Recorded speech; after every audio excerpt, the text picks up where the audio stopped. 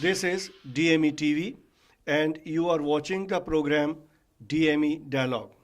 I am Ambrish Saxena and with me is Mr. PARANJOY GUHA THAKURTA, who is a renowned journalist, author, columnist and political analyst, and he is also a filmmaker who has been making documentaries on a lot of vital issues, and he is known for the kind of journalism that he practices, which is ultimately people-oriented, for the sake of the people, for the cause of the freedom of speech and expression. So, Mr. PARANJOY, thank you for being with us on this program. Thank you, Ambrish. And we welcome you to this DME Dialogue. And to begin with, I mean, in the beginning of this conversation, we would like to know as to how your journey as a journalist started, because we all know that you are a journalist who is offbeat and who do a lot of good things in journalism. But how it happened that you came to journalism and you joined this profession? Ambrish, you know, I became a journalist in May 1977. Till even a short while before that, I wasn't sure whether I would have wanted to be a journalist. Yes, I had written an article for my school magazine, but that really meant very little. I think the last 2 years I spent at the University of Delhi, at the Delhi School of Economics, it kind of more or less coincided with the emergency. And for the first time, I realized what the absence of freedom of expression meant in this country and what it meant for democratic systems, structures, and a democratic society. I think that had a huge influence on my decision to be a journalist. So even while my examinations were going on in April 77, I received an offer to join a small monthly magazine based in Kolkata, and I said yes. The late Bhavani Sengupta was the editor. So it was like one realized after Indira Gandhi lost the election in March 77, how important is the right to free expression in this country. Very few publications really stood up, and the ones that stood up. And what was the reaction to your decision of your parents or your friends, whether everybody was in line with what you were thinking that this is something which you should take up? My father at that time said that if you want to become a journalist, why don't you join the Statesman? Because that was the big publication in Kolkata. Right. And he says, I know Mr. C.R. Irani, I can put in a word. I said, no, let it be. Let me do it my way. And I must say, he respected my wishes. My mother, like all good middle-class Bengali mothers, they all want their sons to be either doctors or engineers. So since I had already decided I was neither going to be a doctor or an engineer, I think they accepted my decision and they encouraged me. Had you not been the journalist, what would have been the other profession? I would have been a teacher. And today I consider myself really fortunate and privileged that I also teach about the media and I teach a little bit about the political economy of this country and the world, and I teach a little bit about natural resources and crony capitalism, which is the work I've done in various educational institutions, including some prestigious management schools like the Indian Institute of Management in Ahmedabad and the one in Shillong. I've been teaching courses relating to the media, the economics, the politics, the ethics. I mean, somewhere the profession of journalism matches or mixes with the teacher, because ultimately you are disseminating the information to the understanding of the people and the right kind of information which society in any case needs.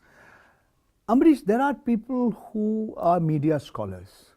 They've never been practitioners. Right. They've studied the media, they've read a lot, they know all the theories of communication. I have been a practitioner and less of a theoretician. So even when I teach about the media, I tend to sort of draw on my own personal experiences as a journalist for now almost 42 So years. how your journey went ahead, I mean, since you joined, and how it proceeded, and what kind of important phases in your career in journalism happened? Can you tell something about that? See, this magazine called Perspective, it folded up in barely a year and a half. And I think the owners had different ambitions. I ended up becoming the correspondent in Eastern India of Business India magazine, which was the leader at that point of time in reporting about news about business, economy, finance. So I was based out of Kolkata while this publication was in Mumbai. And then I moved on to the Ananda Bazar Patrika group. I worked for a Business World and then for Telegraph newspaper when it was launched in July 1982 to take on the then bigwig, which was the Statesman. So I worked in the Telegraph for a while and then I left and I worked for a small publication based out of Mumbai called Update, later Business Update. Then I relocated to Delhi. I shifted base from Kolkata to Delhi after working in Kolkata, which is my place of birth. For 9 years, I moved to Delhi from 1986 onwards. I was continuously based out of Delhi. And here I worked for, among other places, India Today magazine, which was a fortnightly at that time. Then when the late Mr. Vinod Mehta launched the Delhi edition of the Pioneer, I was heading their business and economy section. And then in 1995, I became a full-time idiot on the Idiot Box when Mr. Raghav Behel and Television 18. During a long journey, whether there was any time ever thought of that you did not take the right decision, or there could be any such situation wherein you would have rethink as whatever you would have done, whether any such time happened? It happened many times. It happened many times to me. And a lot of people, I don't think I'm unique. It happens all the time that you start doubting yourself. You start doubting your own decisions. But at some point of time, as I told you, Ambrish, I'm fortunate, I'm privileged because for me, I've been both a teacher of media and journalism, and I've also been a practitioner. So what I was saying is, after the Pioneer, I became a full-time idiot on the Idiot Box with Television 18, which was headed by Mr. Raghav Behel at that point of time. And then after that, I headed an educational institution for about 6 years. And thereafter, I should say, for more than 12 years now, I've been on my own. I've been a consultant and worked with many, but I've not been employed, barring the 15-month period when I was stationed largely out of Mumbai as the editor of the Economic and Political Weekly. Journalism is more or less, as everybody understands, is a very uncertain profession. If somebody takes up journalism and at the same time somebody wants to earn livelihood out of that profession, and number of times it happens, we find that people are jobless and they are fighting for their survival. There is no money coming and it becomes difficult to pursue the profession. Whether you ever pass through this kind of phase? Absolutely. Oh, a lot of times I did. The uncertainty is what actually kills freedom of expression and independent journalism, especially investigative journalism. Journalism that exposes corruption in high places, against important politicians, against big corporates. So that journalists are often paid poverty wages. It's a fact. That there are corrupt financial practices in journalism is also a fact. In my own case, as I told you, I'm lucky, I was privileged. During these phases, you would use the fact, I would sort of diversify my sources of earning from teaching, from filmmaking, from speaking, from doing videos, from doing television, and always it's been a balancing act. There are some things I've done. I've been a consultant. So some things you do because you want to do it and you're willing to do it even if there's little or no money in it. So you do it pro bono. But to balance that, I became a father late in life. My wife and I, we have 2 children. We have a daughter and a son. So education has become so expensive. So I have to earn. I can't do everything and say, oh, okay, I'm only an activist. I don't care whether my money will come from. No, I have to earn. So somewhere along the line, I have to balance the assignments I do for profit and ones which I don't. I mean, you are such a journalist with such a strong conviction. So, as you referred about your family, so would you like that your sons and daughters, they would also be joining the same profession? It being the best profession, I feel you must be thinking of. You know, my daughter, she's very young at this juncture. She, at this juncture, thinks she wants to get into filmmaking. But she's very clear she doesn't want to do the kind of films I make, which is documentary. She wants to be in the area of fiction. I think my son wants to be on the more on the sciences side. Very honestly, I think they have to make up their mind. At the end of the day, me and my wife as parents, we can encourage them to do what they do. Very often young people and more young people today, they have more options, more choices before them. They may decide to go in one direction and then change course. Journalism is a profession where people from different walks of life can and in fact do become journalists. At the end of the day, a successful journalist is a good communicator, is an effective communicator, and how well she or he is able to bridge the gap between those who know and those who don't.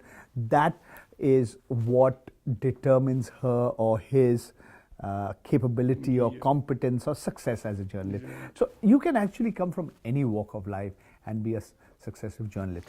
In that sense, it's a bit like politics. You may or may not have qualifications. So what according to you, because in today's time, since this is a journalism institution, a lot of youngsters, they want to become the journalists, but the kind of scenario which is there in the country, they are a little bit confused as to how to go about. Can you tell us some prerequisites which a journalist should have to enter the profession? The first thing is you should get rid of the stars in your eyes. This is a profession like any other professional, and there is no substitute for hard work.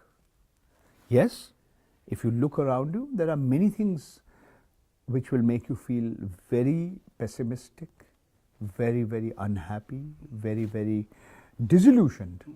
But then that's true of all professions. You know, in other professions also there is corruption, there is compromise. So I would say to all those who aspire to be journalists, young people, know what you're getting into. Go into the profession, decide what you're going to do with your eyes wide open, with your ears to the ground, and don't have these false illusions. Don't over glamorize the work. At the end of the day, it's a job. It's a job like all other jobs. When you're young, you're made to work the hardest, you're paid the least. That's the nature of this world. It may be cruel, it may be unfair, that's the nature of the beast. As far as the media is concerned, specifically for the media, I think it helps not only if you're a good communicator, it helps if you're curious, and it helps if you believe that you can tell a story well.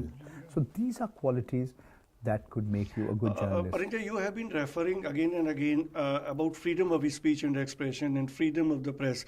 Do you feel, I mean, right from emergency to whatever is happening in the country now, there are problems with freedom of speech and expression or freedom of the press?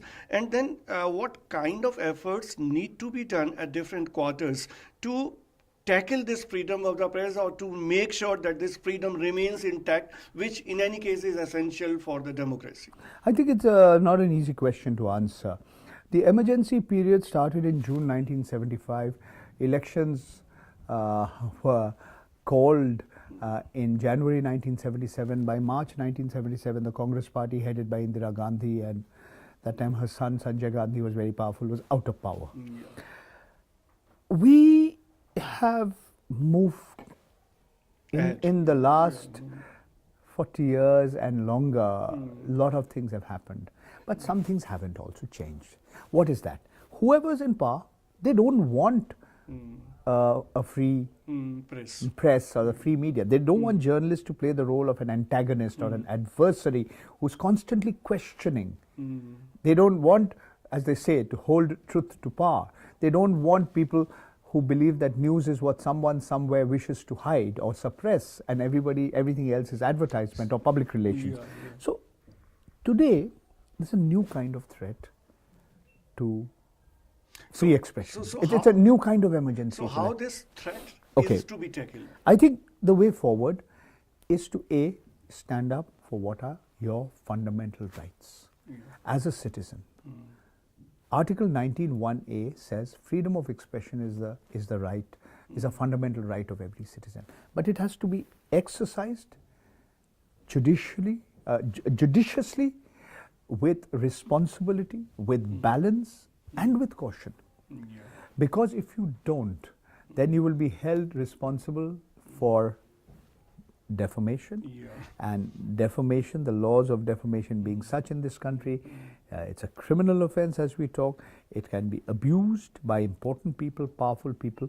So I think at the end of the day, if you believe that the right to free expression, that fundamental right, is as important as other fundamental rights and fundamental obligations, then each and every one of us, each and every citizen of this country has some role to play, small or big, in upholding that freedom.